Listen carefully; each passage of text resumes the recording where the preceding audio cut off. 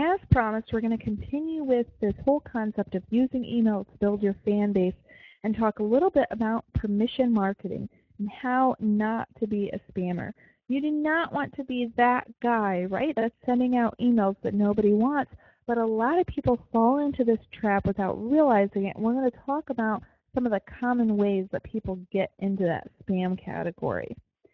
There are 4 things we're going to talk about. The first one is not getting permission. This is a big one and kind of the most basic thing, and we're going to talk about what permission means and what that looks like.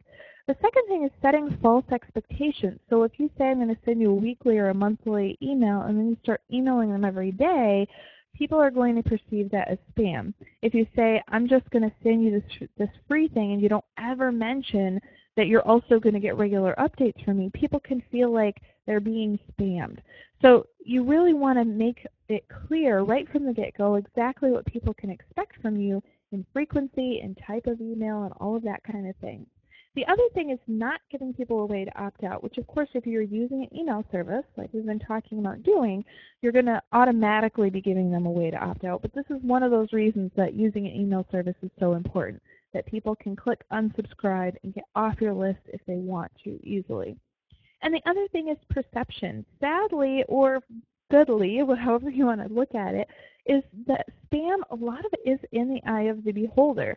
Is this something that people actually want? So if they get something that they don't want or that rubs them the wrong way, they're likely to mark it as spam. Now, why does this all matter? If you get 1 or 2 people marking your stuff as spam and you've got thousands of people on your list, that's not such a big deal. Hopefully they're going to opt out. Or if they don't, you can opt out for them if they send you an email and they're like, why am I getting this stuff? So for the most part, as long as you're primarily getting great feedback, it's going to be fine. Occasionally, you're going to have somebody that's going to be like, why am I getting this? And they're going to mark it, and that's fine. But what you really want to avoid is having people getting emails where in their email they're marking this as spam, and then that's sending a message to that email provider, whether it be Gmail or Yahoo. If they start seeing a bunch of those for the same person, you can get blacklisted, and that's definitely a place you don't want to go. That turns you this great email list that you have that's one of your most wonderful assets actually into a liability because you've been marked as a spammer from that email provider point of view. So let's talk about permission. Permission is the most important thing, right? We know who a telemarketer is because it's somebody who just calls us out of the blue, got our number, who knows how, and gave us a call, rather than a friend who's like, hey, can I call you? Or even somebody we meet at the bar who asks for our number and we give them our number.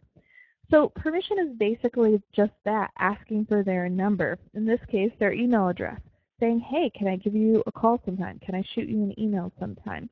And making sure that you're really clear about asking for that permission. So here's some ways that people think they're asking for permission, but they don't, or they don't ask for permission at all. A big one that is a spam tactic is just to search for email addresses. And you'll hear this called scraping. The big spammers have bots that do this for them, that look around on the web and try to find people's email addresses and then start sending them email.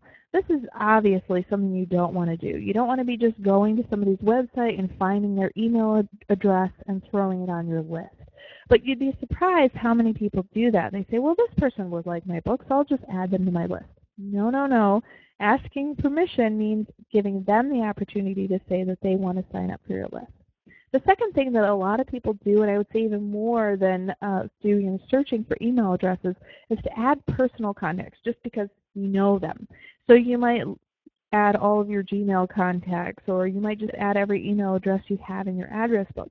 This is a really bad idea. I had one author who was a client of mine that prior to working with me had someone actually recommend that she do this. They told her to go into, I believe she had Yahoo, and pull up every person she'd ever emailed and throw their email addresses into the email list. Well, she was using an email service provider, but guess what? As soon as she did that and sent out an email, most of those people, some of whom had not heard from her for 10 years, some of them that was just a single one-off email, there was no relationship there, suddenly got marketing emails for her book and marked it as spam like crazy. And her whole list was blacklisted. She was banned from that email service provider, and it caused ongoing ripple effect of problems.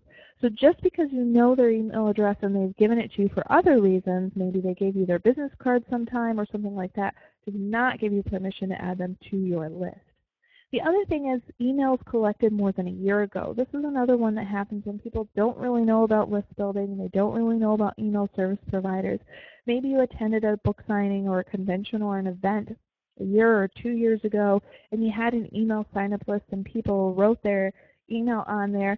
If those are that old, you no longer have permission. You really, if you want to still try to use those, maybe send an individual email to each one of those people that's very personalized, saying, hey, I came across your email address on this list from XYZ convention. I'm trying to move everything to be more efficient and make sure that I can send you only the emails you really want. Would you like me to add you to my list? And explain to them what that is. And the other thing is tricking people into signing up. While we are going to talk about free value propositions and the importance of those and how to create a good one, and you really want to incentivize people to sign up for your list, that's very different than tricking them.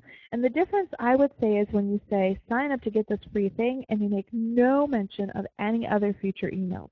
I definitely recommend in your confirmation message, in your welcome message, that you make it clear if you have intention of sending them other emails beyond that initial free value thing of the chapter or whatever it is. And this doesn't have to be heavy-handed. It can just be as simple as saying near the sign-up form, sign up to get the first chapter of this book for free, and you'll also get updates from me about new books or new events or whatever the case may be. So it just can be a little side note, but make sure that you do make some mention of your plans to email them in an ongoing way. Now, this can be frustrating, and it can feel like it's taking forever to build your list. It's much easier, of course, right, to go into your Gmail contacts and add the 1,000 people that you've emailed over the last 10 years. But it's totally worth it to get that permission and to get really good quality people on the list. Because you might have heard the phrase, the money is in the list, but really the better one that I heard is the money is in the relationship with the list. And this is very, very true. If it takes a little more time, that's okay, as long as you're building a quality list of people who actually want to hear from you, because then they're going to actually open your emails, and most importantly, they're going to respond to them. So now that you're not going to be a spammer, we're going to talk about next what types of marketing emails you can be sending and some different types of subject lines and what you should actually be writing to them in your email address to get them to buy books and write reviews and to build all of that connection that we really want.